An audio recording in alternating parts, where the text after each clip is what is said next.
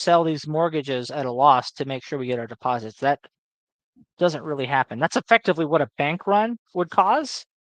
But now there are capital requirements to protect banks from bank runs, so that doesn't really happen anymore. Can I just ask you a serious Mhm. question?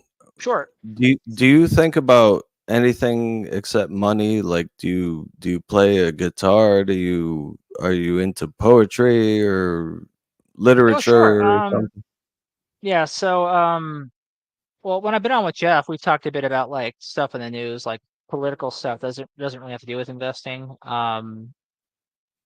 So like one of the games I've been into lately is Age of Empires 2. I went on a trip to Wisconsin. Are you Um, shitting me, dude? I play uh, that game all the time. All the yeah, time. and I visited a buddy there. Um, and he introduced me to the game, and I got it, and I've been playing it. I actually need to get a new mouse, um, because mine busted like a week ago. Um, and then I'll be able to play again. But like that's something I've been into lately. I've been a pretty avid gamer most of my life. Um, Not as much in adulthood, just because what I did is I figured out ways to use some of my gamer logic to find professional opportunities. So actually, when I do a lot of things in investing, I often sort of like I'm just calling upon things I learned playing games. Like I tell folks that I actually learned investing initially not by studying a bunch of financial stuff, but by playing the board game Risk. To me, Risk is a good simulation of the kinds of decisions you have to make when you're an investor, even though it's a military context rather than a business or financial context. Um, and so for me, a lot of it does just sort of feel like playing Risk, except I get to make money doing it too. So um, there's that. You also get to lose money doing it, right? Yeah, if you're not managing your risk, but I think that's actually why it's appropriate that the board game ended up being called Risk, is because you have to learn how to contain your risk in the game. Monopoly is actually a good board game in that sense too, if you can play with people who don't lose their minds. But Monopoly, like a lot of games that sort of simulate business or economics, the way you win is by growing your wealth. But the way with Monopoly works is you don't really grow your wealth much in that. It's much more about managing your risk and the person who does that most effectively. Because you're basically your goal is to be the last one who doesn't go bankrupt. It's different than something like Settlers of Catan, where you're building up your merchant empire is sort of like the framing of it, and you don't really like have a potential to lose everything. You're just slowly gaining, and um, it's a very different type of game. And a lot of like economics or business board games are structured like that, where you can slowly or quickly gain. If you're bad at the game, you just slowly gain, but you don't really lose things. But Monopoly, you can lose everything you built up. And so Yeah.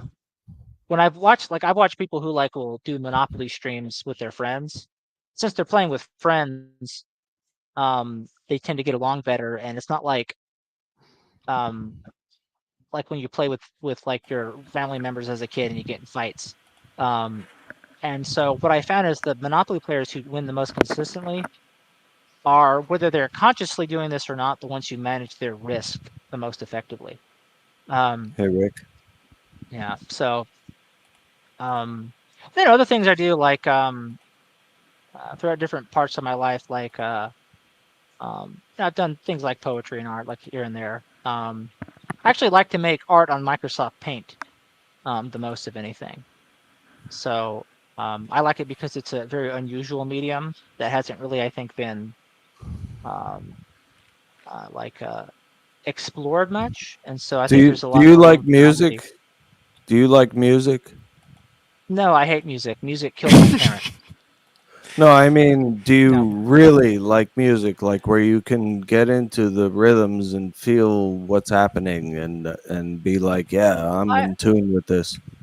I wouldn't say I'm a super musical person. I enjoy it as I think as much as any average person listening to a good song. But I know that like really musical people like almost have this spiritual connection with music. Yeah, That's not me. yeah.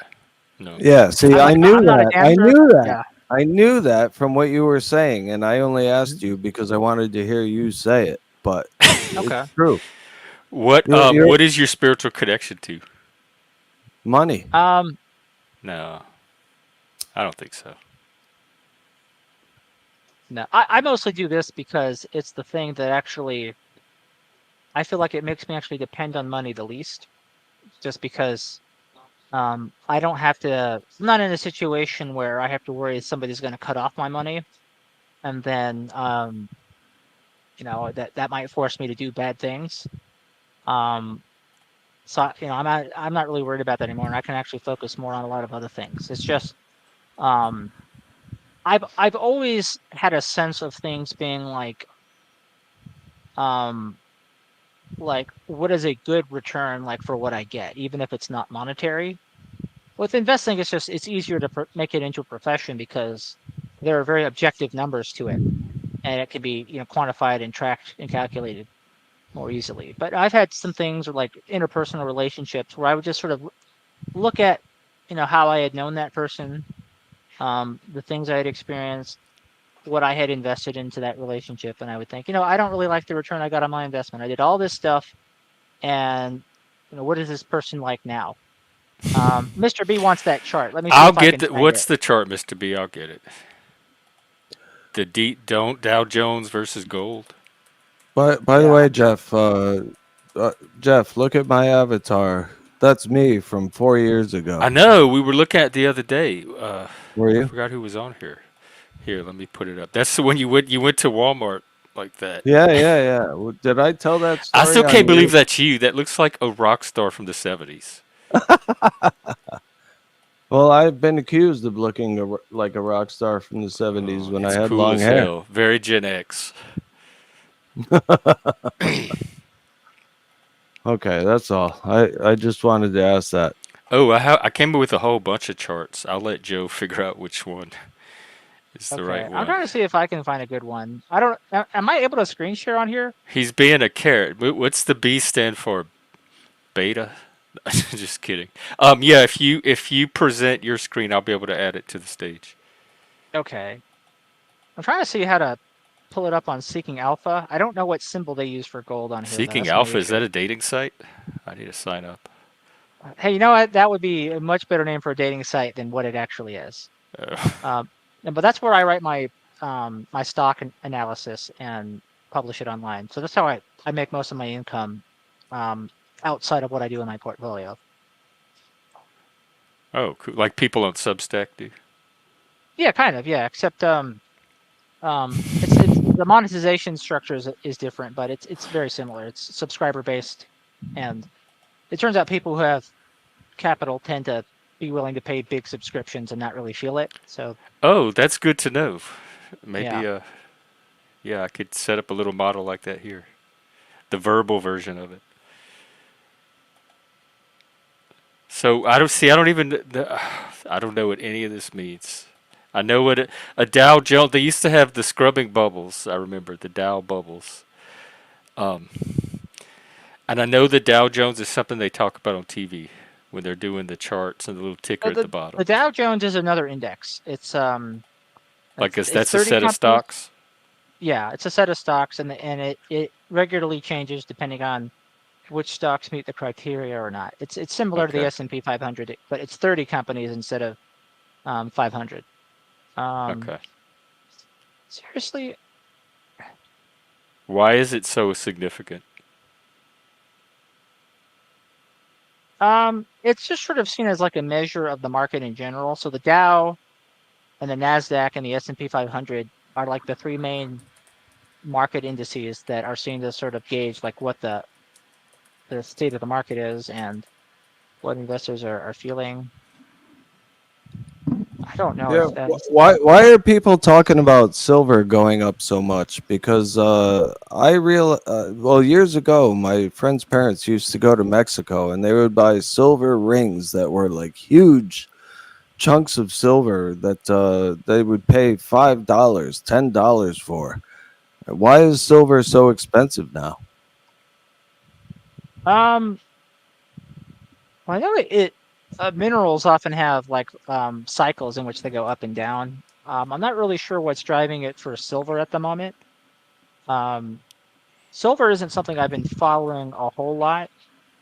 Um I've, I haven't really followed gold much either, but there are some gold miners I've looked at. Um But they're both metals that aren't really used for a lot of industrial purposes, and so the demand for that is a bit hard to predict. But Well, iron is gold is used for a lot of industrial purposes as far as audio because it's a great conductor for audio signals. so it does have some, but if you look at like the overall use of gold, not much of it's for industrial purposes. Very little of gold that is mined actually gets used for industrial purposes. Most of it is used for jewelry, if it's used for anything at all, and then a lot of it is just held in reserve and never used for anything. So why would silver prices go up? It could just be that more people want to buy silver than the current supply is making available, and it just depends on things like how much are global silver miners, have they reached the point where they've increased their supply and their production, and then there's the other end of that period is when their production goes down, they've mined their easily accessible silver veins, and so they would have to expand their mines more to get to the next area where the silver ore is, and it'll be a few years before they can get to that. And globally, miners tend to have ebbs and flows like that, where suddenly they're producing a lot of minerals, and then they have to reinvest in the mine to access the next bit once they've cleared out a certain area of their deposits. It's like the dwarves in the Lord of the Rings. I mean, yeah, basically. You say basically, but have you ever read the Lord of the Rings? Yes. Okay, good. I think the one difference is that we don't have to worry about delving too greedily and too deep. Right, and then awaken Durin's Bane. Exactly. I am trying to find a chart. Seeking Alpha uses some really weird symbol for Here, let me go. gold. This is so annoying. I don't know why they can't make it simple. Let me try to find it. I mean, goddamn. Is it gold dash USD? Why do I don't want to see Bitcoin gold. What the hell is that even? All right, I think so. Tell me if this is what you're looking for, B.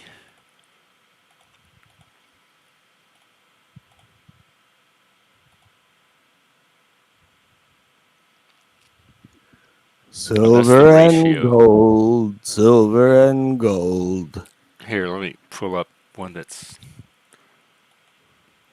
All right, try this one.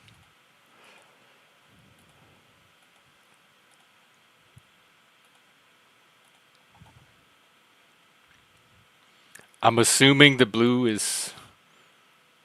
I don't have the legend. The gold is gold. It's good as gold. There we go. And I blue, found the ticker that they're using. I think I found it. the blue is blue balls on the stock Okay. market. All right. All right. Hey, Spike, what's up? Okay. Even so if here's an the interesting. apocalypse, I'm sorry. The one that they've been waiting for thousands of years. That people No, are I was still just waiting going to for. say, even if Even the secular apocalypse people. happened and you had precious metals, what good is it when you need food? No one's going to fucking trade you food for gold in the apocalypse. I agree You with know? you there. I don't think the prepper people who like gold are really thinking that far ahead about it. Anyway, I found a chart. It's not 50 years because Seeking Alpha doesn't go back that far, but so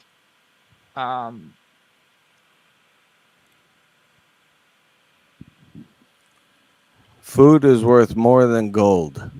It depends on the food. It depends on the situation.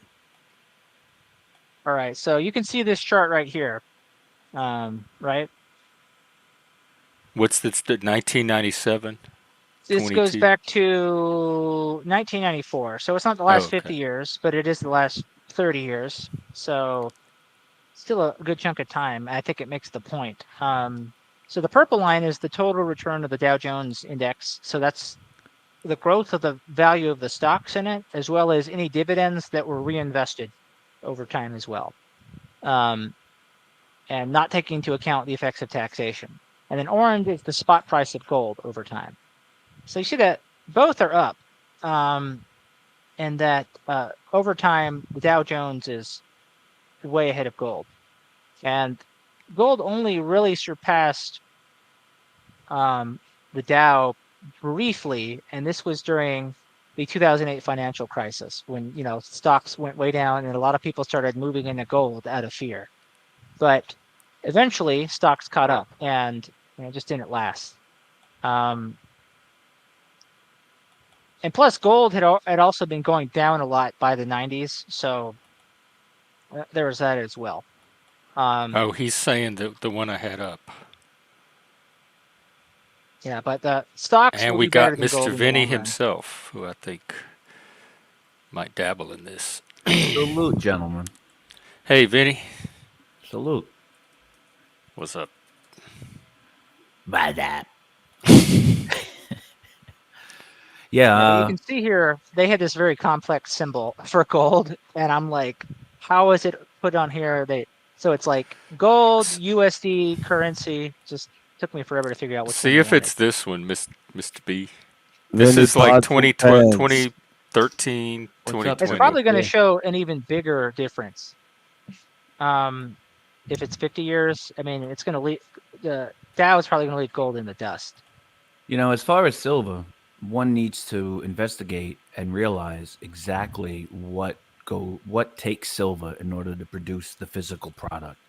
And I think most people around the world are not educated enough to understand the amount of silver that goes into electronics, medicines, photography, computers, phone, you name it, cars. And with the green initiatives, Joe, I don't know if you've known, but probably the past 5 years now, everybody's been all into these solar panels. Now, if you look up the cost ratio of how much silver it takes for one solar panel, which they're finding silver is a better conductor of electricity than any other fucking metal that they're Even throwing at gold? you. Even Yep. gold? Yes, sir. Now, I heard what you said, Zach. Now, gold is not in as much things as you would think it is. Gold, for most people, is a hedge against inflation. They dig it up, whatever they do, it's jewelry and whatnot. It has some applications, obviously, but its main purpose is just bury it somewhere. Get as much of it and keep burying it. Get it and bury it. Silver, unlike the gold, and the reason why they price suppress it so much, because if you look at inflation from $1 from like 1919 compared to today, the price of silver has been suppressed for over 200 years.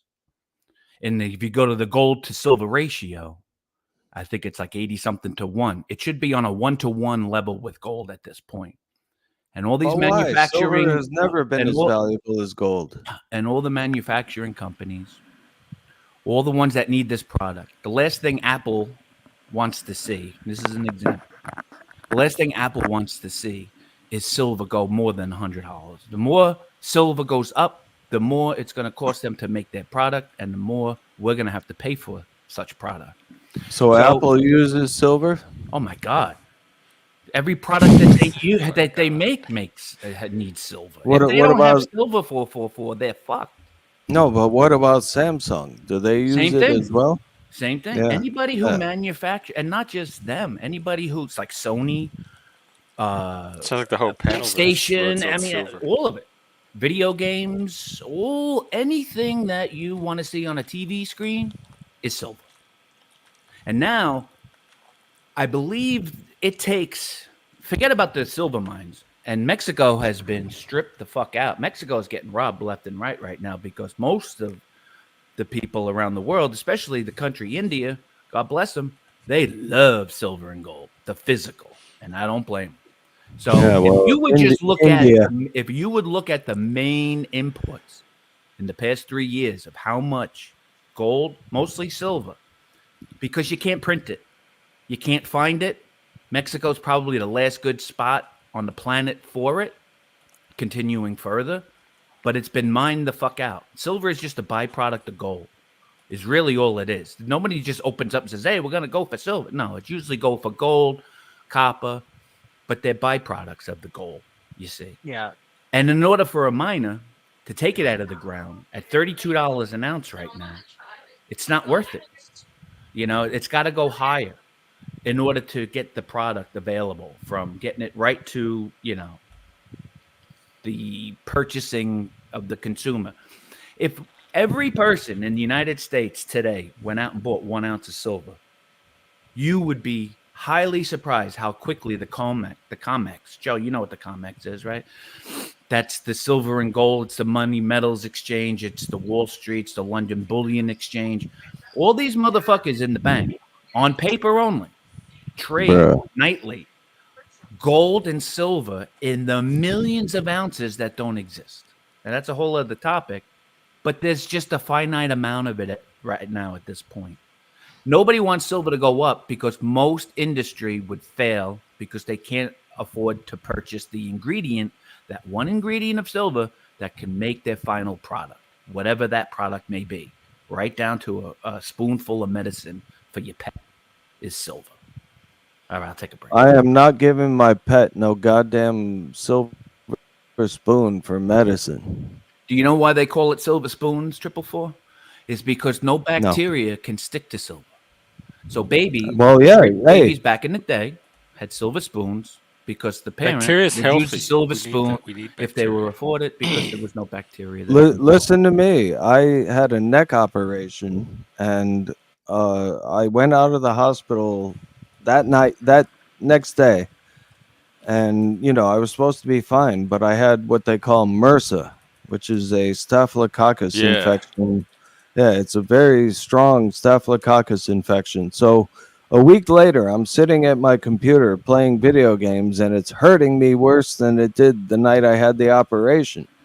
So they sent me back to the hospital, and to make a long story short, when they sent me home, they treated my neck with silver nitrate. It Yep. had silver in it to kill the infection. Yep. See, most people don't realize that. And I tell you the truth. I mean, I've learned all this stuff in the past 5 years. I started out when COVID started, guys, when we were all locked down, and I had some old Morgan dollars, a couple of Eisenhower. I was like, fuck it. It's an old coffee can of fucking coins that I was given as a kid. And I said, fuck it. I got nothing else to do. So I started going through it while I was online. And it's been probably one of the best, you know, diggings around that I've done, and fun. Finding out collectability, finding out about the metals, the copper. I have copper as well. I have palladium as well. You know, not a whole lot of everything, but just enough to where I say this, ladies and gentlemen. If you don't hold it, you don't own it. If you don't have a car in your driveway, you don't have a car. If you don't have it when the banks say, you know what, we can't give you your money today, which is just paper, I'd rather have the physical as a good hedge. Now, not all of my paper is put into physical, but I would highly suggest anybody wanting to get a leg up for the future, for their family, for themselves, whatever. You have to have physical. Paper, stock market's fine. It's good to have a good little array of it, have your eggs in different baskets. That's fine. I applaud people like that. But here's when the question. But here it comes down to the end of the day. Let me just get this out. Is at the end of the day, I want something that's valuable. And a fucking piece of paper for me, I could wipe my ass with it, but that's about all I'm going to do with it when the apocalyptic or whatever. And I say, I'm just saying, like, if we're out of shit where nobody could fucking get a paper dollar, but they want to buy something and barter or exchange and just go with it. Now, I know a few people in town, you know, fuck it, you know. If it gets to it, you give him a fucking ounce of silver, he'll give you a few gallons of gas. Hey, Well, Fun, what welcome. good is the silver to him if he needs the gas himself? That's the point that I'm getting to. Like it comes to The silver is a barterability aspect of it. but it He comes has to a gas. point where assets. There's always somebody you that know, needs that silver, though, and there's always somebody that needs the gas. right? Yeah, and somebody doesn't there's just need a the finite silver amount of it, though. necessarily over the gas. But there'll be just still both materials are finite amount. You can't print it. Yeah, but what are you going to do with the silver when there's no more gas? buy anything else. Barter trade like I do now. What do I do now? How do I survive day to day now? I do what I Look, can do now, right? all I'm saying is that in an apocalyptic situation, and what I mean by that, basic not a needs zombie. would be worth more than silver, would be worth more than gold. Food would be worth more To than gold. you, Zach. Medicine, But to you, medicine. but you got to understand there's 6 fucking billion fucking perspectives and personalities and consciousness in this world, in this plane. 6 billion. Not everybody thinks that, some people some people can go weeks without eating. I know I can. I learned I that when I can. learned how to fast. I mean, Yeah, You know what I I'm saying? can. There's certain things a person can do right. But and that willing, like when we say apocalypse, I just want to make it clear. An apocalypse is a different perspective to each one's current situation. So if a nuclear bomb just happened to go off right now, I'm gonna be like, all right, it'd suck, but as It long as might. it's not hitting me, who cares? Is what I say. But the people in that area now, whoever's been affected in that scenario or whatnot, well, that's a whole different scenario. That's a whole different scenario if you have gold and silver and you're in the fucking Gaza Strip right now. I hate to Everybody's tell got you this, different but scenarios. if you're in a nuclear area, if you live anywhere near a city, you're gonna get fucking nuked. You're gonna be one of those ones that gets hurt. Well, yeah, I mean, but going back to, let's just say the power goes out for 3 months, 444. Everybody's got these digital wallets. Everybody pays with the phone. There's no fucking phone service. 3 months of no transactions on computers. The only thing people have is what they have. And the government now at this point, because everybody knows if you have your ear to the ground, the fiat federal monetary money system is gone. It just doesn't exist anymore. And by the feds pulling back and wanting to cut the rates back, they couldn't even make a dent in inflation. And they're already starting to pull back the rates. So what does that tell me? They've given up. The gas pedal is already floored with 35, You're a 36 doomer? trillion pieces of paper in debt.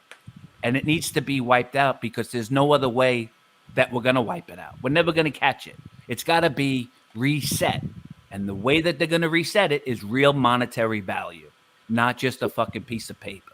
So what you're saying is we should all just go crazy and just fucking start looting, right? No, that's what I say to do is that's what I want savvy, to do. is to be savvy and have enough know-how to understand if you have, listen, if I had $2 million sitting in the bank, that to me is ridiculous. I'd rather have $2 million worth of real estate that I'm sitting on than fucking 2 million paper fucking federal notes in my that Bank makes of sense. America somewhere, because sense. I know it's physical. It's there. It's not going anywhere. And so what I mean by using take the paper dollar, so I just look at it this way. Before the federal government system, everything was silver backed, gold backed. You could take your money and go into a bank and you would get the equivalent of the metal. They give it to you right then and there. Just like an old Western cowboy movie. You see the guy flipping a coin, gets it. Yeah. That's and how it Omar works. might know. He looks like he knows a thing or two about silver. How did you make it from the way. trash can to the manor house? Oh, well, With the I go fireplace metal and detecting everything. a lot. So that's pretty much my hobby. I go metal detecting, looking for gold and It's a silver. little low, but I can maybe. Have you ever found any grenades? I found parts of a grenade actually right next to the military base where I detect actually in the field. I think it was a flare grenade though. It was the top part. But it's on my video. I think I have back probably 2 years ago because we have an arsenal down here that Picatinny I think it's called, and they actually make all the earthquakes in the area. Every time there's an earthquake, they're the epicenter. So, yeah. Where are you from? I'm up over in New Jersey. Oh, New Jersey. I thought you were foreign. No, I just pretend to be Arab, Oscar the Grouch. We live in the age of doomerism. I think I'm one of the lone optimists from the previous era. Y'all could put me in a museum. So I was in the restroom and refilling my coffee for a moment. What are we discussing right now? I know it has something to do with like nuclear attacks. Fiat currency. Well, And the thing is, let's just say it happened. Now, what would you rather take? The silver for the gasoline or paper dollars at that point for the gasoline? You're going to take the fucking the metal. I mean, who wouldn't, right? Because at that point, the dollar bills are garbage. And if you have trillions of these damn pieces of paper, it's not going to do you good. You might as well stick it in your fireplace. People don't trust our monetary system because of the fiat thing. Because the money is not backed by anything worth of value, Jeff. What is our dollar value? What backs this dollar? What makes this piece of fucking paper that has all these different numerical values to them valuable? Nothing. Trust, belief. That's it. It used to be. I backed thought that's by how this the note economy's is silver always. backed by X amount of percentage. Of And it has dollar like value. labor, like the amount of work you put into a dollar. But it's still just a piece of paper, Jeff. What's the difference between that green note that I give you or a roll of toilet paper at the end of your workday? Because I could do a lot more with the green note. But you Like if won't I take a roll of toilet when- paper in the grocery but store. you won't when that value is realized across the globe, and America cannot shove it down every other country in the world's throat to make it the number one currency. It's the worst currency to be holding at this point. And if you What's look at a better countries one? like the BRICS, BRIC, the BRICS, Uh-huh. if you look at them, they are going to be the next wave of what's going on for the financial conglomerates in the wave of financial savviness, because they're going to have baskets of different commodities in order for you to store your value of what you're worth, instead of just having, hey, I'm a millionaire only because I have $1 million United States dollars in my bank account. No, it's that you're going to be a millionaire because you have a basket of commodities such as oil, silver, gold, whatever. But you're going to have it. You're going to. I'm hold pro-America, it, so smell I it, want taste us it, to touch it, like fuck have it, our do currency whatever on you top. want with it. The pieces of paper is just going to remind that next guy who wants that whatever he wants to trade with you.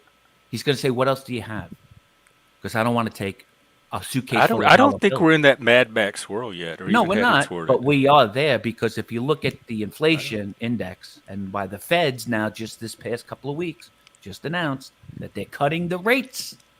That means they failed at their inflation tackle. They failed. It's done. Is that what that means, Joe? Do you think? Repeat that again, Ken, because I was checking at a message When the someone had sent Fed me. signaled last week that they're going to start cutting the rates without successfully completing strangleholding this rise of inflation, it is a signal to me and others that they have failed. And now the metals and physical tangible assets, real estate, is going to start picking up because people are dumping the US dollar now, because it's not worth hardly anything the way it used to be 50 years ago. The federal government has given up. I don't think the federal. Are you talking about the federal government or Federal Reserve failed? I'm talking about your dollar bill from the Federal Reserve. Okay. Well, I think Because in terms the of Federal like, Reserve, just for the audience, Joe, the Federal Reserve, ladies and gentlemen, is not the federal government. That's the biggest ruse. And they never tell you that, but they make you think, and they play upon, oh, it's the Federal Reserve, the chairman of the Fed. They're just a bunch of old fucking men who print money out of nothing and charge interest off that nothingness of paper. I'll take a break because I feel myself getting a little hot on those. No, I'm kidding.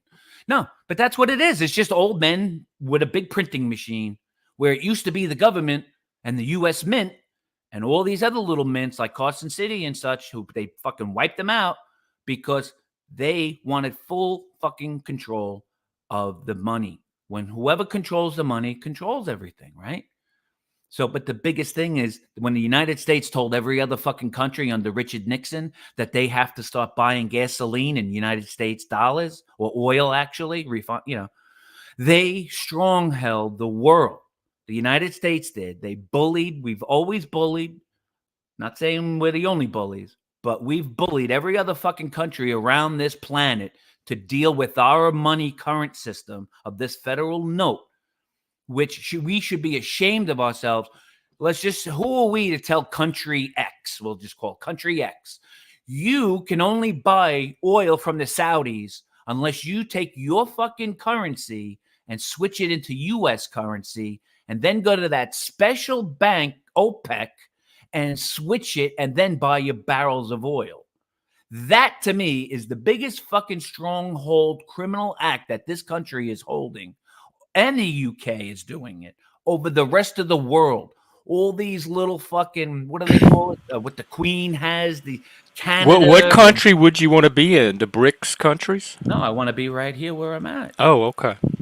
But the BRICS countries, Jeff, are smart because they're starting to realize who is the United States to tell us that we can't buy oil in Fabergé eggs, right? Let's say I got a bunch of Fabergé eggs. Well, I honestly don't know. Like, I haven't been able to follow you for the last 10 minutes or so, and I need Joe to translate a lot of it for me. What don't you understand? A lot of it. So that's why I need Joe. Why would you well, need first- another man to translate what I just said? Because, Vinny, that's how I process it. So let me do my thing with how I learn. All right, guys. I can't just take any one person's word for reality, and Joe knows a lot about this, and he has a way of communicating with me in ways that I understand, so I want to get his perspective. All That's well, what we I do hope here. I We made get enough different of points of silver view from a clear. lot You of asked me people. to come up and talk about silver. And, I do. Yes. Yeah, no. And I'm glad. I think I'm I glad you pretty did, much but did I it, want to so- get other perspectives Yeah, as no, I well. pretty much did it. So I'll see you later. I'll see you later. All right. Take care, Vinny. All right, so there's kind of two halves to what he was bringing up. The first half being his more direct question about if I had thought the Federal Reserve was failing, Or had evidenced given by up. the recent rate cut. Yeah, and then there's the broad big picture aspect of it, which isn't necessarily based on whether the Fed had made a rate cut this month or not. Just more his general feeling about that the Federal Reserve exists and the nature of U.S. currency. As far as the rate cut, I don't share the view that it's a sign that the Federal Reserve has failed or has given up. They had indicated, and many other scholars had indicated that you would not have to wait until inflation reached 2% again before rate cuts started. Cuts could begin and still be high enough to eventually get inflation down to 2%. Once more, and that you didn't have to wait that long, and that waiting that long could actually pose the risk of limiting the economy too much. So I think they're just responding to the data as they saw fit. A 50 basis point cut was more surprising than a 25 basis point cut. That did catch some people off guard. But in general, most of the evidence is indicating that things are going at the pace that the Federal Reserve has wanted them to go since they began the interest rate hikes in 2022. Now, as far as that's sort of just a technical question. As far as like the moral thing behind a lot of it, I am often perplexed when people get angry about fiat currency and feel very strongly about the way things should be. I personally don't think it makes much of a difference.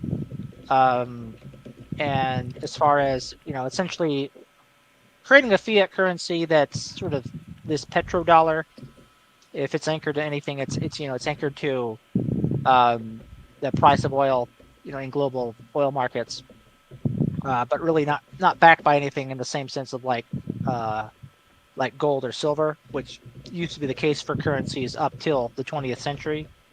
A big reason we got off the gold standard was because eventually the population grew to be so much that there just wasn't enough of a gold supply that if people wanted to go in exchange for gold, you could do that at any bank anywhere. It became increasingly impractical to do that. And, fiat currency has a lot more ability to move around. And if you want to have a business-friendly economy, you need a currency that's easy to move around. And the Fed's policy has been to try and go for 2% because it keeps 2% inflation because it keeps prices relatively stable. Another problem with gold currency is that it doesn't really protect against deflation. And in fact, if the currency goes up in value over time, people are less inclined or less incentivized to spend it. They're more inclined to hold on to it. And then what happens then? The currency doesn't move around as well. And so it's harder for business to be done. So 2% is close to zero inflation. And then it's slightly leaning toward inflation so that you always have a little bit incentive to either spend or invest your money now and not sit on it. Because if you spend it or if you put it to work by investing in, let's say, the market, it's contributing to the economy in some sense, rather than just hiding under your mattress in the hopes that it'll be worth more later. And I think if the getting off of the gold standard were going to blow up in our face, we would have seen it happen. Now, there is this separate question of whether the Federal Reserve can keep printing money, and he was talking a lot about that. And maybe I'm sensing maybe that's where a lot of the confusion is of like how that works and why that's bad or how that affects us. I would like to know more about where you feel like there was a gap in your understanding, Jeff, so I could explain it. I don't know why people are so mistrustful of fiat. Like Oh, it's an end of the world conspiracy to them. so I think, well, if you notice, like Vinny was coming at it from like America bullying people, the Federal Reserve has control. It's a centralized process, and some people that just have that automatic response that when something is centralized, Yeah. then it's But that's it, going to it happen in a state. A state is going to centralize power to yeah. There's function, really and no reason. that's never freaked me out because I understand what a There's really no state is reason and how for it a works. state not to control its currency like that. I agree. Like it's another reason why I see potential trouble with Bitcoin really taking off is because um, I don't know how long it could really be decentralized. Like blockchain technology is decentralized in terms of how the technology works, but I suspect a lot of governments would just pass regulations to try and establish some sort of central control over it. Um, and What does it mean for a currency to be corrupt instead of the individual themselves? I mean, you can manipulate exchange rates between your currency and another currencies. Um, here's the fundamental issue with fiat currency is that it's about the relationship between the Federal Reserve and its monetary policy and the federal government and its fiscal policy. So fiscal policy is basically whatever the federal budget is. How much do they spend versus how much they make in tax revenue? And if the spending is more than tax revenue, which it has almost always been for several decades now, um, you have to take on debt to cover the rest of it, right? Where does the government get the rest of that? They sell treasury bonds. So when I talked about bonds earlier, a lot of times when you buy treasury bonds, especially newly issued ones, you're basically contributing to that cash shortfall that the government needs to plug up for its spending. So they're raising money from you in order to finance their public budget. And so the way a lot of that gets worked out is what the Federal Reserve will do is, since the federal government is not about to raise taxes to pay down its debt or cut spending to pay down its debt with the same taxes, they simply print more money so that there's more money supply in the system so that the government debt can be paid that way. The government is essentially, the Federal Reserve isn't technically the government. It's like a semi-public, semi-private institution. So the federal government has some control over it, but the member banks, which are private institutions, also have some control on it. So it's a shared institution. I did a And stream to where we went over yeah, the Fed and how it works, so that's on there. so effectively, we have an incentive system in our politics where no politician has any incentive to raise taxes or cut programs to reduce the deficit and make our debt manageable. And so the way that is done, the way our debt is paid on time, Uh-oh. Did he freeze or is did I freeze? is I still see it, Jeff. Oh, there was you cut out for a second. Okay, yeah. So what the Federal Reserve ends up doing is just printing more money because they have the ability to do that. You're freezing up. I see. Okay, huh? Let me see if I need to back out for a moment. Yeah, it's causing a we're like losing some words, Okay, let me. and your video keeps freezing.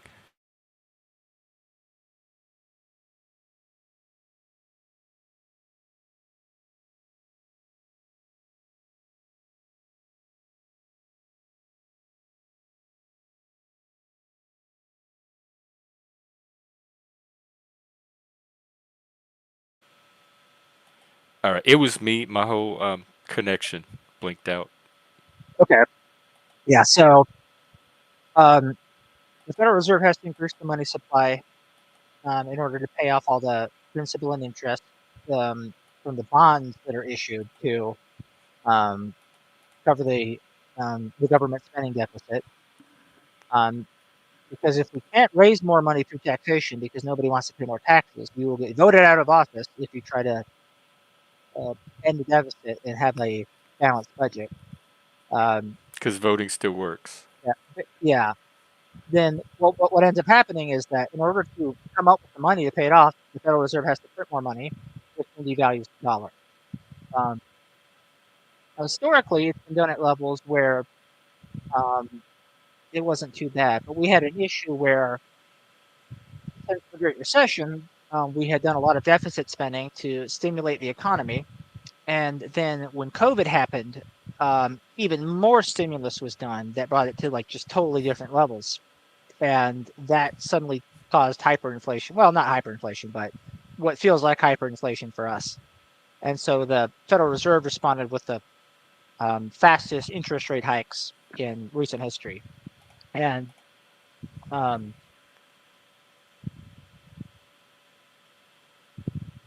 yeah, so yeah, DeFreak is right. It's not just printing, but in terms of because I mean a lot of currency now is digital anyway, so they're not even on a printing press.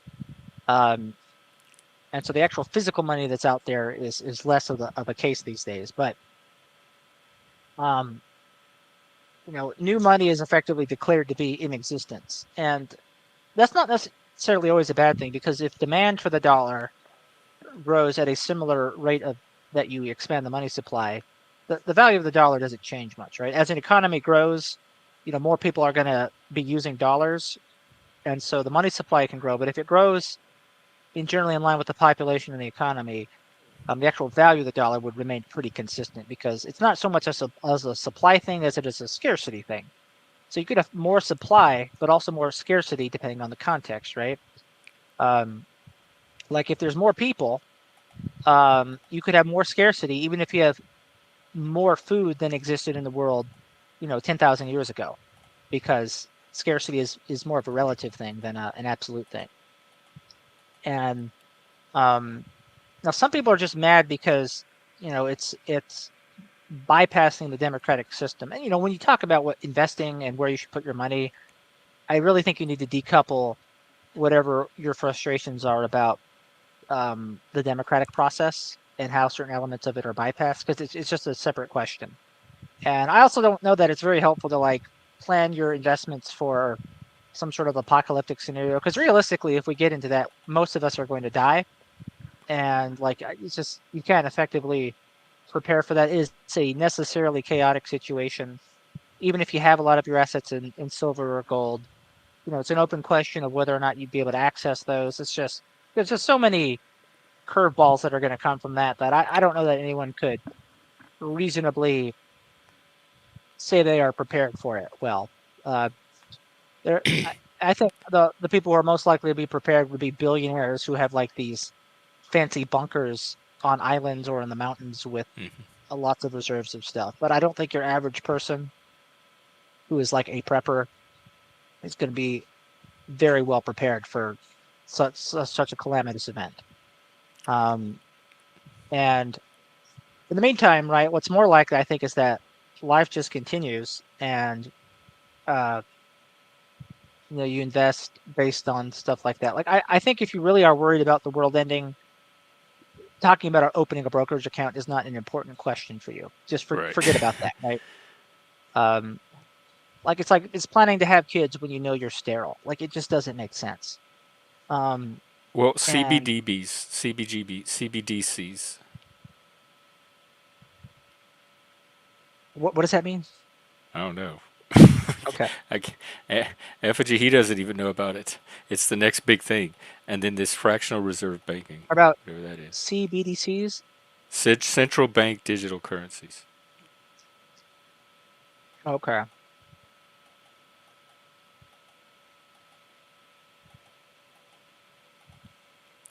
I'm just looking at some of the comments in the feed. So, I don't really have much of an opinion on like the right or wrong of the Federal Reserve. I think, like you said, Jeff, right? Like a lot of things are democracy, right? They may not be good democracy, right? Like Hitler becoming the Fuhrer was a result of democracy, right? So democracy made that happen. I'm not going to try and endeavor to determine whether what the Federal Reserve does or why it does what it does is good or bad democracy. I do recognize that there's a lack of accountability with the Federal Reserve. A lot of people who hate the Federal Reserve printing money would also vote their politicians out of office if they raise taxes or cut spending to end the deficit. So people kind of need to pick their poison here. Are you going to just, because the thing about, if the Federal Reserve prints more money, any member of the Senate or the House, none of them can have the finger pointed at them for that, right? Oh, the Federal Reserve did it, right? Right. If you propose a bill to cut spending and or raise taxes to end the deficit, your name is to that, and then fingers can be pointed at you at that, and then ads will be run against you by big donors in elections, and you'll lose, even though you're doing exactly what a lot of those people say they want you to do. The voters just punish people, they punish politicians for things that they often say that they want, but when they actually do them, Yeah, they part get of it them is voters communicating what they want, and they're not always good at that. Yeah, so voters say they want term limits. The same voters keep reelecting their senator and their member of Congress. Right? They could stop voting for them right now. They have privacy in the ballot. Maybe there are a few jurisdictions where they're not run well and they don't have that, but most voters are not going through that. I think when people say we need term limits, they mean the other party. So Yeah. Republican voters say, well, Democratic politicians need term limits. Republican politicians don't. And then when Democrats say it, they're saying, oh, well, Republican politicians need term limits. Democratic politicians don't. And they're just not being honest about what they mean by term limits, right? So there's a lot of like a lot of the things people say are loaded. That they're not talking about an even or fair way. It's a veiled way of blaming the other side for everything.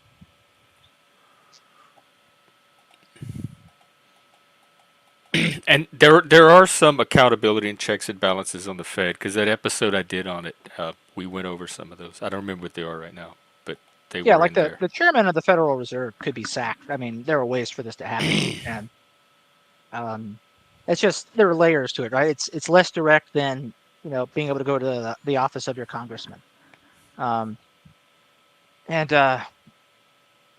like there's a reason it happens. It's because like if you want to fix the Federal Reserve, I never heard anyone from either side argue. What for are we changing that fixing to- about it? What's broken? I mean, the thing to fix about it is members of Congress have to be able to propose budgets that either raise taxes or cut spending or both, and not get voted out. But they will get voted out if they do that. That's How the is thing. that a That's why they Federal don't- Reserve thing? Because the Federal Reserve effectively, when they are setting policy to deal with inflation, they ultimately correct for that by increasing the money supply, by printing more money, right? So the obligation for the federal government to repay its bonds, its treasury bonds, ultimately gets kicked to the Federal Reserve to figure out. So is they're what they've always downstream from where the locus should be in the Right. process. So while the which is with Federal the people. Reserve does not determine the budget at all, they do have a way of making sure that the bonds get repaid. Well, by- what's the solution? Like, is there any politician that's gone in and written these kind of laws and stayed in office? Like, are there success cases of how to keep people doing the right thing in office? No, I mean it doesn't happen. You cannot run on. So that means Um, that is the will of the people. Then Yeah, we so- as Americans, we as citizens, don't But I want guarantee our you- taxes raised, and we don't want these programs cut. We've drawn a line there. So the backup solution that defaults to is the Federal Reserve, but we are choosing Exactly. that. Exactly. People are choosing that, and they just don't want to own up to the fact Right. that They're they're it's choosing that victimhood powerlessness. That's the whole thing I was thinking today here in these stories, is where all of these people are victims of some force outside of their control, and I'm just not Yeah. seeing. Yeah, people are choosing to buy coffee, and they hate that it's bitter. I mean, it makes no sense. There's a disconnect between personal agency and accountability and the outcomes and results that they experience externally. Exactly. And but again, and then when you talk about like a big central banking system, right? We talked about this yesterday. It's like this ghost story, conspiracy theory thing that's really fun, right? Like, so Well, I don't as know. It soon as you sounded start touching traumatic to some people. well, well, it's fun to think about, right? It stimulates their mind, right? They can start visualizing it well, and it's just this idea of a sneaky cabal controlling the puppet strings of everything. It just Yeah, and they're a it victim. animates people's minds. I See, guess what are I'm the more comments saying animated by about all the? reality. If I know there's a chance that something's not real, I'm gonna have less interest in it than if I think it has a chance of being something I could experience. Mhm. Trying to Let's see see, you what might have froze again, or I did. chat's saying. No, I was just looking at the They're chat. talking about weed or something, and Donald Okay. will save us. Trump will save us. See, animated effigy said term limits are pointless in a functioning democracy. The voters are your term limit. The problem is we need to fix redistricting, not term limits. But Um, redistricting is something that everyone does and the people are okay with too. So again, that's the will of the people, uh, or we'd stop doing it. Some states have. Some states do the third party districting. I know I have Washington said to State folks, does. like, so here in North Carolina, when the Tea Party won, in the 2010 midterms, and then another census happened, and we had to redraw our districts. They used the majority that they had to redraw the districts to heavily favor them, because North Carolina, as you know, is a swing state statewide, so it could heavily go between Democrats and Republicans. So a lot of Democrats are mad that the gerrymandering gives a supermajority to the Republicans in congressional races, in state legislative races, and they're like, we need fair districts. And I'm like, the reason why this works is because you are predictable voters. You will vote for Democrats every time, no matter how bad these candidates are. You will vote for them every time. And gerrymandering only works if you are predictable. And so stop being predictable. Stop being a puppet, right? And like the advantage of gerrymandering disappears overnight if you stop doing that. But like you said, they are choosing to be predictable. They are choosing to look past deeply flawed candidates that their parties nominate just because they have a fundraising advantage. Um, and the same is true for Republicans who complain about gerrymandering in places where Democrats are strong.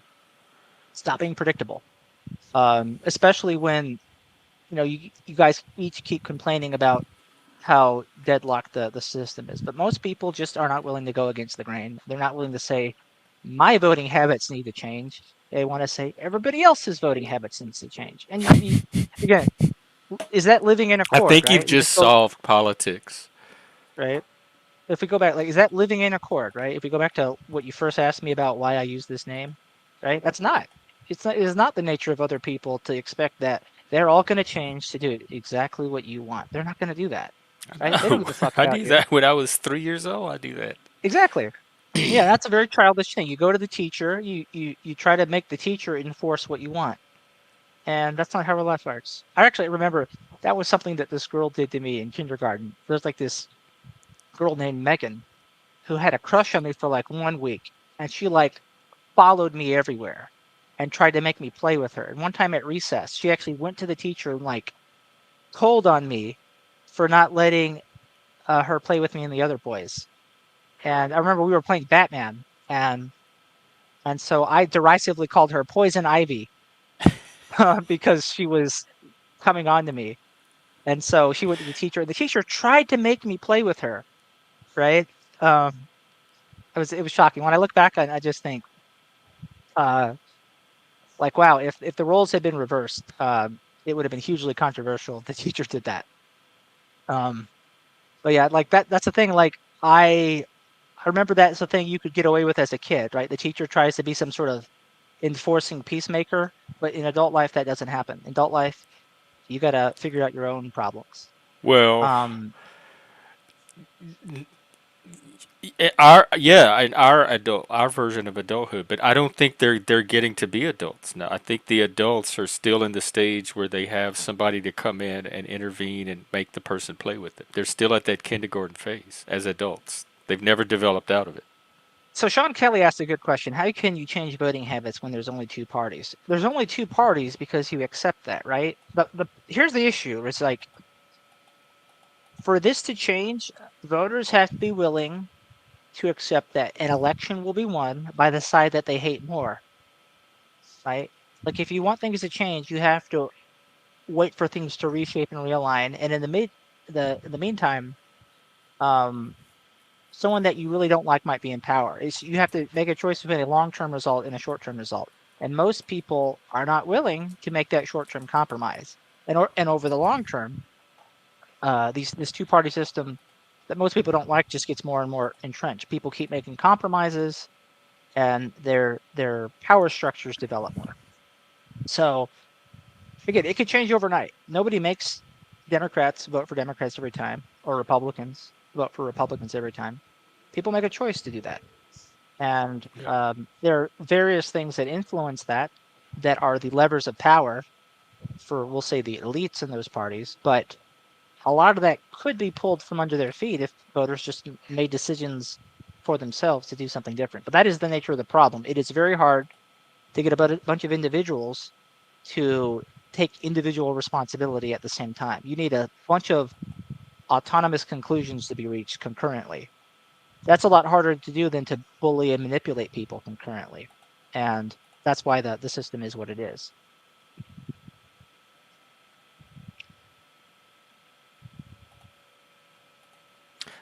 We had Effigy in the back try to come on, but I think he's having connection issues. Okay, he said, I So don't in the understand this. Like, meantime, people he had disagree the question. People disagree over tangible policy that affects lives. How do voting habits change that? Well,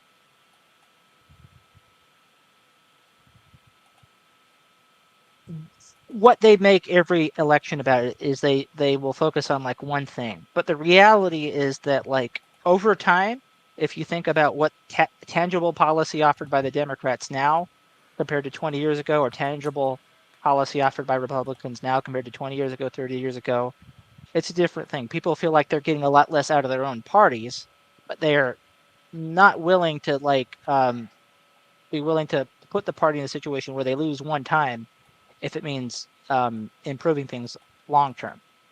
And so, it's also very possible that there's no way things get better. Like, it could just be we are down this spiral that will never correct itself. Or it's still just don't a get this take. plateau. It's not I a spiral. genuinely don't get this take. Like, number one, I need specifics to understand it better because it sounds extremely vague.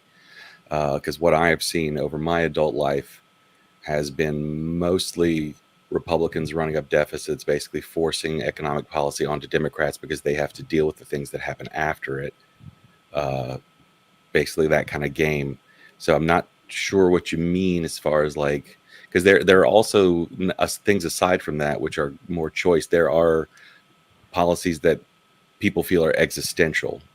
That party attacks me as an identity, that kind of thing. And whether or not it's true, there are people entire groups who feel that way about things, right?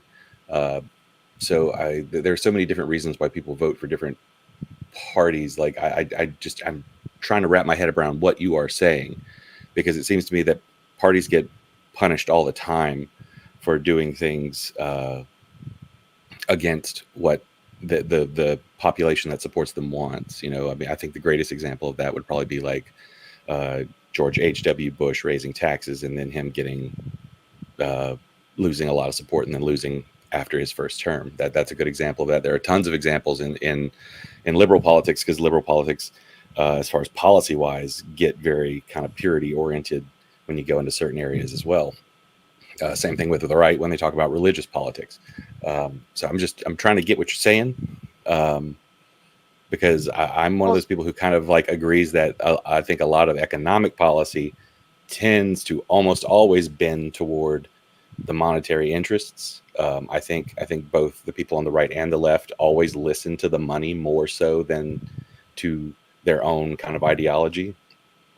Well, so I don't want them to be listening to any ideology. Well, I think that's kind of the idea of the Fed, right? The Fed is not a government institution completely, right? It's mostly private banks. So there is kind of this kind of partnership. And, like the stock market is an entirely private entity, but we kind of consider these things as part of, our quote unquote economy as a whole. So there is this kind of idea that, like, yeah, we look to politicians to kind of shape economic means, but how are they really the ones driving the wheel sometimes, because it seems like they have to talk to other people and get them to do other things more so than their policies can actually do. And that's why the Fed exists, right? Because the Fed's, to me, am I wrong? The Fed's main thing is to balance employment and inflation, right? Like that's pretty much it, right? Yeah. By using monetary policy. Yeah, that's the mission. Like you get appointed to the board of governors, and that's basically what they all try to do, right? It's like you play a board game. What are the rules? That's how they're playing the board game. So right. whatever they were doing before that, that's where their mind is. And the constant balance is trying to keep that economy between the two extremes. One extreme is flying off the top and hyperinflating your currency and basically ruining it, and the other extreme is crashing the economy through the floor, mass unemployment. No one has a job, everything falls apart, right? And they're constantly trying to bounce between those two lines and keep it steady in the middle. That's my kind of general understanding.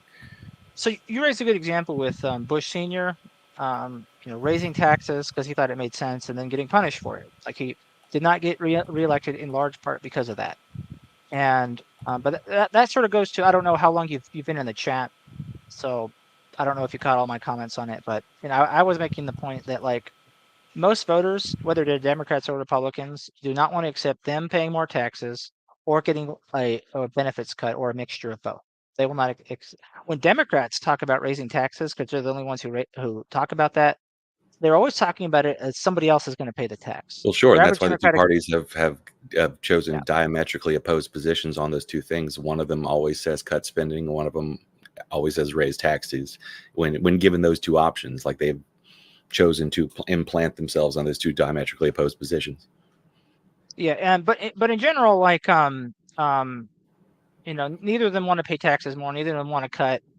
And then the reality of that. Well, that's the thing. Neither of them hold on those positions at all. At all. If you look, if we want to compare spending, it's a race every single time. I mean, Trump added a fourth of the current national debt. Obama before that, dealing with the financial crisis, had huge spending in those first 4 years. It's almost like a game that doesn't matter, because the spending happens regardless. Like it's almost like that's not even a problem. So while you can paint Democrats as big spenders, it's always just like, well, yeah, okay, we all spend, and the Republicans somehow like we're not. And the Democrats raise taxes, but really only on rich people now, right? Like how often do Democrats ever raise taxes on mid to low income people? So it's only on that one end. So it's like the whole game is a shell game. They're not even on the positions that they've taken. Neither side sticks to it. Right. And then a big reason why they don't get punished for that is because in a short-term election cycle, right? It's always this like, well, they're much worse, right? That's basically the selling point that each side makes to their base. And so they catastrophize each election. They're like, well, if the Republicans win this one, everything's over. If the Democrats win this one, everything's over.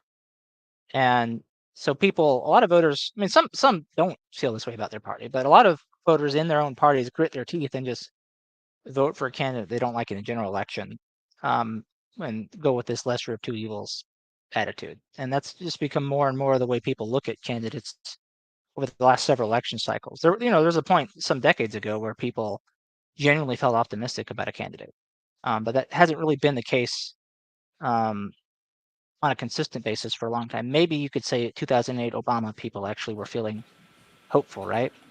Because for sure, and hope. But that he's sort of like one lone example. There was a wave of that. That was probably the last like super positive wave we've had. That's one of the reasons I think Kamala's going to win. Is there's been so much just deep down in the mud hatred on the two sides. Oh, yeah, on both sides. That even though, no matter what you say about any of her policies, before we even have the policy discussion, if she offers a glimmer of sunlight through the clouds, she's going to win. 'Cause I'm not people seeing it, but I think people are people seeing are the sunlight tired they want to of see. this constant like doomsday crap coming out of Trump. I think, like, And regardless, the left. it just sure. People are tired. They're just tired. Can't be the end of Right, the world. but I don't know why every that day. It just defaults to can't. Kamala in particular, because I could see Trump being a choice for people who are tired too. So you mean they're tired of Trump? Yeah, I think- even though No, they're all the tired of the sides are doing it, attitude, Trump's the getting attitude. scapegoated for most of it. The doomsday talk. how can I hear how that can- most of the doomsday is from the left, with Trump being a threat to democracy. Like the But from the democracy is candidate. under So existential you threat. so you think from the candidate of listening to the rhetoric of the two candidates, would you say that Trump or Kamala is offering a positive vision? I'd say neither one, and I honestly haven't heard much of Kamala's vision because I don't listen to her, so I can't really say what she's offering. I mean, the fact that they're, one of the easy ones is that she like just smiles more. Yeah, I don't her, like, if you're going off of personality, I don't care for her personality. I think she's whiny. I don't think she shows confidence or leadership. So she's not making the same impression on me subjectively as she might be on you. I don't need a president who smiles. I don't trust her smile anyway. I still think she's going to come after speech and implement more wokeness and all that stuff. So a smile's not going to override any of that for me. Some people it does. Right. I'm Like, just you can saying vote I'm for that's another thing. You can vote for any reason. You can vote because one candidate's Yep. more attractive than the other. You can do. I say that all the time. I like people with blue eyes. Therefore, You do not have to like, justify that as your No. voice. You Oh, do does that what mean you I've got want. your vote? There you go. Only green-eyed people should rule. That would be an interesting system.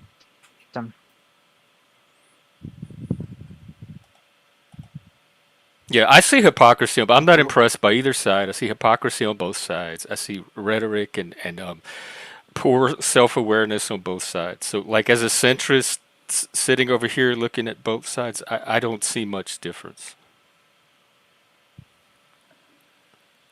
Because the same argument that one side makes for some, the other side can make the same argument. So it pretty much balances out.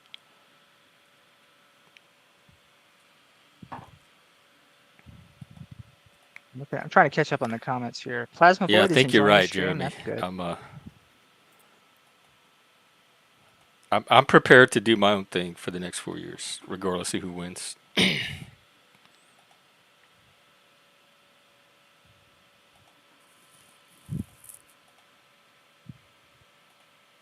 Well, how did you do in the storm? Oh, my power was only out for like 3 days, so it was relatively mild. It was great. I mean, I wasn't great for some people, but for where I was, it moved last minute toward New Orleans and just kind of split the difference between Baton Rouge and New Orleans, and yeah. So no bed damage or anything? Yeah, there's a huge difference. You know this. There's a huge difference between being on the west side or the east side of a hurricane. If you're on the east side of a hurricane, you're getting absolutely fucked. Yeah. If you are on the west side of a hurricane, it's magnitudes better because of the way the churn happens, the way it turns. Mm-hmm. So yeah, I was on the Well, good. west side of the eye wall. I was like, whoa, literally dodged a bullet. And you got a break from YouTube on top, a mental health break. Pretty much, yeah. That's awesome. It wasn't even that like super hot afterward. That was the best. Like usually, because some of the worst ones, like when you're out of power for like a month and it's in the middle of August and it's just every day is a sauna. This was relatively nice afterward. The highs only got up to like the upper 80s, which was, I mean, that's cool weather for Southern Louisiana. Yeah.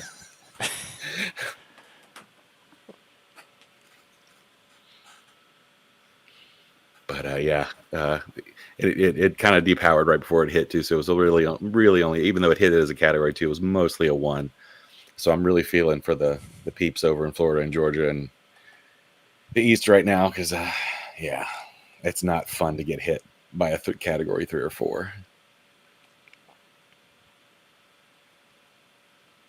Jeremy, you talking about is this for Kamala or something else? Freak. I'm not posting that joke. Oh wow. Okay. Whew.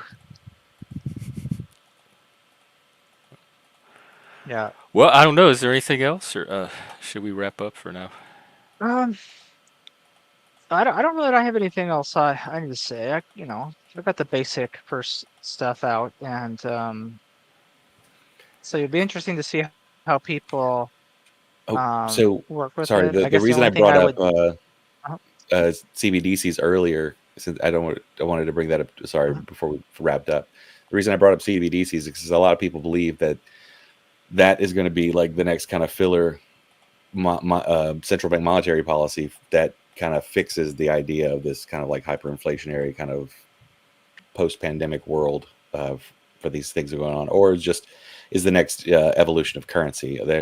For those who don't know, they are central bank digital currencies. They are currently being rolled out in different countries. I think it was small countries at first Ecuador, right now. Costa Rica, one of them. Yeah, Jamaica, Bahamas, and Nigeria have fully rolled them out, but there are a ton of countries who are in testing right now, and they are basically the digital version of your currency, the digital dollar, the digital yen, stuff like that. And the reason there's a big fight brewing between CBDCs and crypto is CBDC's ledger is completely owned by the government. So every transaction by a CBDC is seen 100%. Seen and cataloged. So that's why I bring that up as far as like monetary. That sounds like a things good coming thing. out. The transparency. Uh-huh. And would that be different from the current? Like we use our debit card currently instead of cash money. Would it be any different than that? Like, would we notice anything different on our end? No, it would essentially be the same. Yeah. Instead of like debit and credit, it would just be digital versions of that. Because I hardly ever handle paper money as it is. Mostly when I have It to would do be a lot. I something. mean, transaction wise, that's how you get people to roll over to different things. It's how people got to switch to credit cards. It's just a matter of making things convenient for people. I remember when people were super conspiracy about getting the payment chip, and I'll bet you money in a few years that you're going to start seeing people have that little payment chip that has all their like credit card information. They can just swipe their hand and pay their money. It's so easy. I don't know if I'd go so far as a payment chip. Maybe like something maybe a ring I could wear, but I don't want anything implanted. Yo, you're giving them ideas now, Jeff. That's a good idea. They could put something on my fingernail. I could peel off when I need convenience will always win. to. Nothing But, permanent. I'm always curious to see how people think about that, because it is coming. There will be a digital dollar. The mark of the beast. And I don't know how that affects monetary policy. I don't understand like right now what they do to, like, do they just create an entire currency and then, hey, this exists now? Or do they one-to-one it? Do they destroy physical dollars to make up for it? Like, to me, there's so many questions on that end as far as like, yeah. Is it even possible to inflate that currency? And I have none of the answers and most of the same questions. But yeah, that's why I brought it up, because just the conversation we were in, talking about how currencies were used and stuff like that, just seems to me like that's going to be the next one.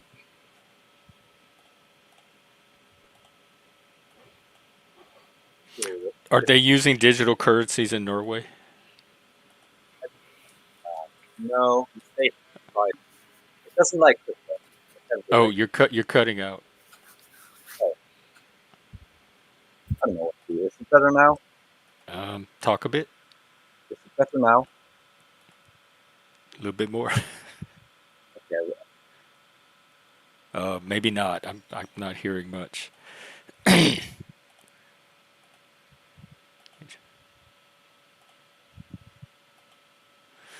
Yeah, exactly. I think that's a big part of the problem. We were the last of the outdoor generation. And all video games make me want to do is go outside and do the real thing. So I still have that like spiritual connection to the external world, but worry that people are losing that. And partly it's because I have the real world experience to base it on. So when I'm watching it in a game, my brain can reference it to the real version. But if they don't have that and all of their hiking and everything is done in a game and they don't have any like actual experience of nature, they're not going to have that. They're not going to know that. Try Dobes? Is it better now? Yeah, yeah. Much Yeah, I better. had Yeah. to use a worse quality mic, but at least this one actually transmits the data. I had the same issue earlier today. I don't really know why or how, but yeah. So you were telling us that you said you have no digital currency. Yeah, we don't really have, like, it's still a physical krone, and of course I don't really use it physically. I only use it on my bank account. But it's still the same as having it in physical print. You know, a krone online is a krone in my hand. It's just that, you know, the one in my hand, not in a savings account, will be hurt more by inflation. But like, it's the same thing. There's no difference, and any other alternatives are heavily regulated and not really appreciated by the state. They do not like crypto. The tax is very high on crypto, at least in my opinion. I think 22% tax on every That's single almost as much transaction. as YouTube takes out. Yeah, I think that's both for buying and selling.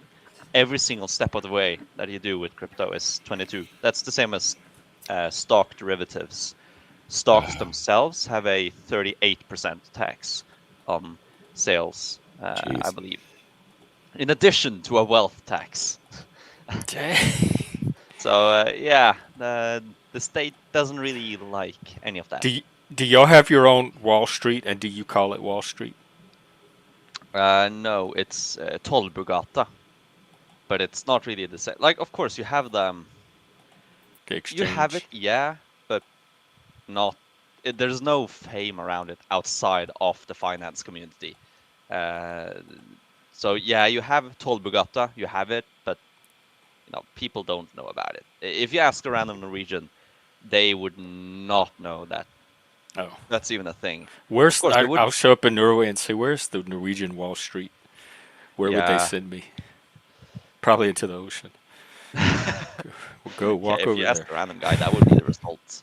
Someone that would probably just like help you open up your bank and an investment account, and then you can invest in the American market. Like, okay, maybe not the American, because that's also taxed. Because don't people buy currencies? Isn't that a thing they? Yeah, you can do forex trading, but I don't. The layman doesn't do that, and I only know of a single guy who does it, and he's not Norwegian. I don't know of any Norwegians who. Yeah, they We just should don't do do it that. though. We should do See, it. and, We should and have this bought this is the the whole Danish reason why krone. crypto is catching on so much. There's so Yeah. many layers to get into doing that. Whereas I can pop in $50 into my crypto account, send it over to 3 different places, and gamble it up to like an infinite amount, or lose it all in 5 seconds. You know. That sounds like Yeah. volatility. Oh, There's no that, volatility you is know. probably the perfect word to describe crypto.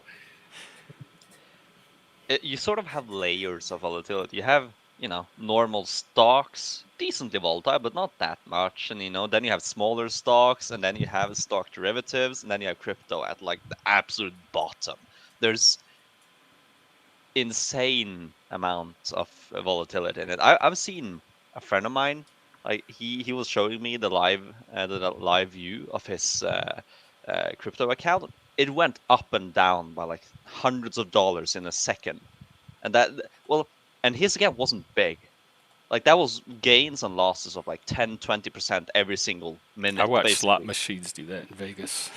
Yeah, like aside from the little predictability you have, it's basically just gambling. It's like, if you don't know, and if you don't have any feeling for that little sense of predictability, it's basically the same as gambling.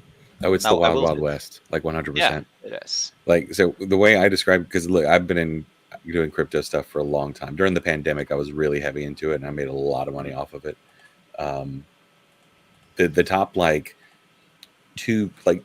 maybe 1-2% of crypto coins are world changing technology. They're amazing stuff. most of the rest of it is all just wild west gambling, crazy scams, video game coins. Like there's some cool interactivity.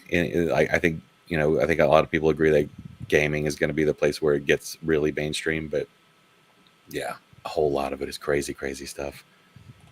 I think the main usage will probably be basically anything you don't want your state to know about.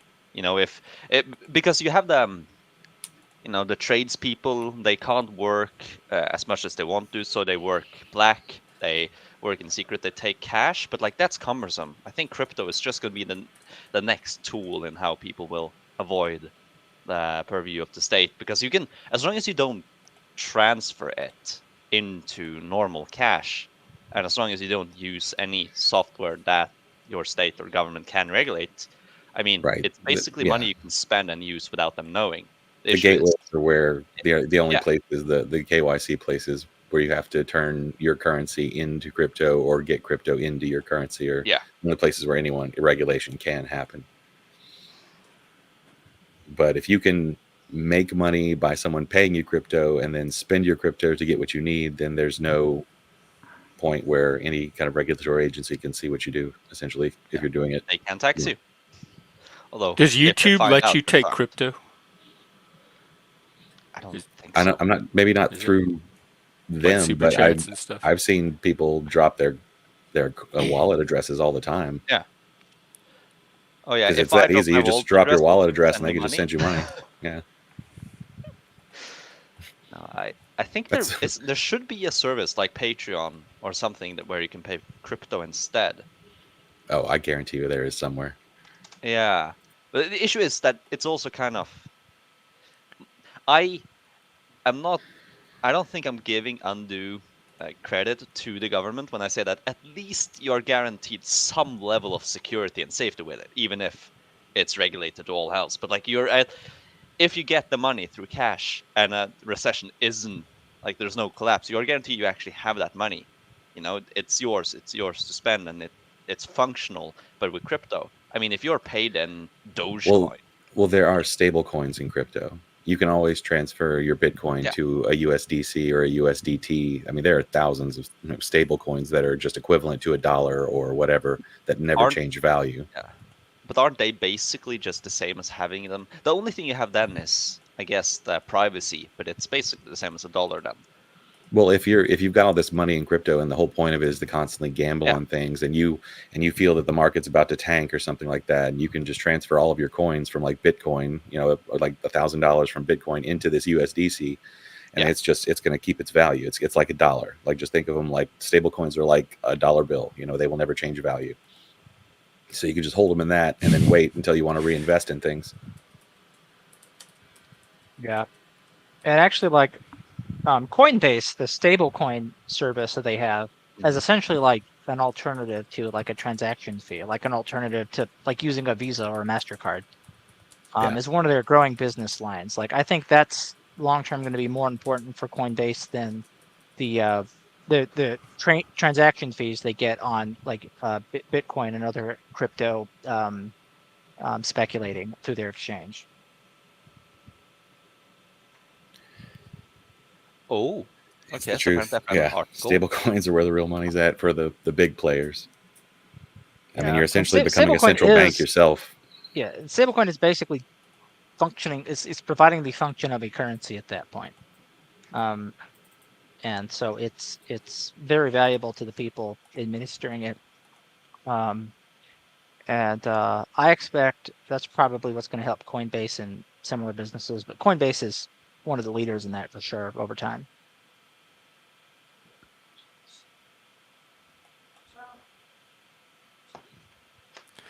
Well, anything else? I think I'm gonna wind it down. Get a break. People, if you want to post my X profile again, Yes, Jeff, let me do people that. can always, And I have it in the description too, if anybody needs it. yeah, they can watch what I post, and if people have questions, DMs are open. And if there's one other thing I would highlight that might potentially be of interest to people over time is that I have a pinned post about it.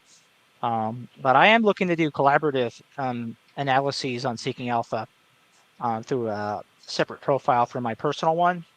And so anyone who feels like they have something to contribute there, and they can feel free to reach out about that. And then we can talk about whatever stock or investment we want to discuss and publish together. That's something I'm looking to start doing. I recently created a new collaborative profile called Vagabond Investors for that a couple weeks ago. Cool. And they Yeah. can reach you through Twitter and find Yeah, out more DMs about are it. open, and yeah, if they want to collaborate, they can do that, or if they just have some questions as well. I'm pretty picky on how I use X because I think a lot of drama happens on there, so I don't repost, like, or leave comments. So I mostly will just make my own posts and I'll reply to DMs. But otherwise, I think those are the things that lead to very addictive bad X habits. Is if you start reposting and liking and things like that. So I'm So not getting sucked into that. conscientious. Yes. Okay, well, thank you for coming today. I think this is a very valuable conversation. I know I learned a lot. Certainly, and the stream seemed to the chat seemed to like some of it, and probably have more questions, so we can just sort of see what people's thoughts are moving forward next time we want to do something like this. Yeah. And I think these like more focused topics are always going to draw a smaller audience anyway, but it'll be an audience with that interest. So we might Yeah, get better so- engagement. So yeah, we'll and it'll probably build if we keep at it. So yeah, you definitely let me know what your follow-up thoughts in the coming we'll days talk. are as you've digested all this, and then of course there's other things we didn't talk about today, but we've kind of been talking about through private message that we'll continue to discuss as well. Okay, well, thank you once again, and Mhm. enjoy the rest of your day. Yeah, Something good show. fun. Yeah, great Effigy, combo. you got anything? All I got to say, because it's Saturday in the fall, is go Tigers. Yes, go Tigers. I could co-sign that. Dobez, how about you? Are you watching a movie tonight? No, I. Oh, you're at home. Yeah, I'm at home. Well, So, I hope you enjoy the rest of your vacation, your weekend. yeah. Yep. Anything else? Well, if you're gonna wind down, I don't really want to start any new topics because I know that then I'm gonna go on for like 2 I know. hours. I'm thinking this. It happens all the time. It's the philosophical version of the Southern goodbye. Just tease me with the topic and see where. Oh, I don't have a specific topic. Oh, but okay. A general So sense. I true. can talk about anything. I mean, Yeah. No. Okay. I'm just gonna keep my mouth shut. I'm so and- guilty. You know what? I feel like there's going to be plenty of opportunity in the future, and it's always yeah. good to have backup topics. So maybe we do save it for another time. Oh, actually, yeah. I did send you a link on Discord to a American political. Oh yeah, I'm going to post it. That Utah Utahisation. Utahism. I think it's Utahism. actually Check from this a- out. Not so much for like the realizability of the concept, but the way they analyze the United States and the different cultural regions. This Interesting. guy, that's actually from a YouTuber, I believe. It's from a YouTuber who does alternate history, and recently he began analyzing not YouTube, but like the various American nations and its history and the way the political parties evolved. I believe his name is Monsieur, or I know his name is Monsieur Z. I can send you a. Yeah, and they're link. finally going to split North Louisiana off of South Louisiana, which are two different cultural environments. That's Yeah. good. And New Orleans gets its own little. Yeah, I like. Oh, never this mind. so far. Wait, I guess I need to post. Washington's not looking so hot.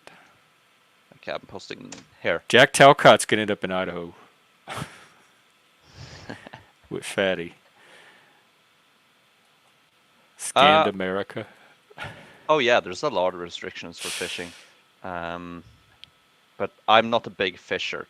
I've actually only ever fished like in Norway once, and that was on a elementary school trip where we were out rowing and we were fishing, and we somehow managed to get on top of a school of like fish, and so we just got like dozens of fish. I just threw the line in, someone bit, I caught the fish, threw it in again, caught the fish, and like we got so many fish. But generally, you know, I only fish in Sweden at my cabin, and there I never get fish. So I don't know the fishing regulations in Norway, and I'm not that familiar with the fishing industry either. Other than that, they are called the salmon barons. Those are the millionaires, salmon barons. I'm looking at some of this guy's video now. I think I'm gonna go watch some. Yeah, I really I'm, like so, I'm very interested in the cultural anthropology of the U.S. Yeah. You should also watch the 7 Ages of America. That series is amazing. What is that? It's a YouTube it's series. Yeah, by him. It's his one. Oh, okay. It's on his channel. Yeah. Okay. Well, I will check that out too. Yeah, I really recommend this guy. He's basically a more. You know about what a voltist? I know you reposted his video on Twitter or something. That guy, Rudyard Lynch, what a voltist. Yeah. I Yeah. like him. Monsieur Z is basically kind of a less occult, a less autistic spiritual version. Oh. Like they're kind of similar, but like Monsieur Z is more down to earth. Not that that's always in his benefit or negative. I think Rudyard is really great with his more out there content, but Monsieur Z they're similar-ish. So if you like one, you'd probably like the other one as well. Okay. So yeah, I really recommend this guy. I think I am gonna go look at this. So thanks. I get a movie to watch tonight. Thank you. Yeah. All right. Well, do something. Find something to do with your evening, and I'll be out tomorrow. Have a good rest of your weekend. Yeah, and we'll talk some other time then. Well, you're always on, so there's always much, yeah. time for me. I look forward to it. Yeah. See you, Jeff. Have a good All night. right. Take care. All right, guys. That was our stock talk and open panel. Next time we do it, I think we're gonna pick up with picking the stocks. We have our money loaded up in our brokerage account and the money market thing, and then how do we know what stocks to pick from there? Okay, and like I said, I'll be out later this evening, so we'll do it again, and it'll be an open panel, so show up for that. All right, take care, have a good rest of your day, and see you then.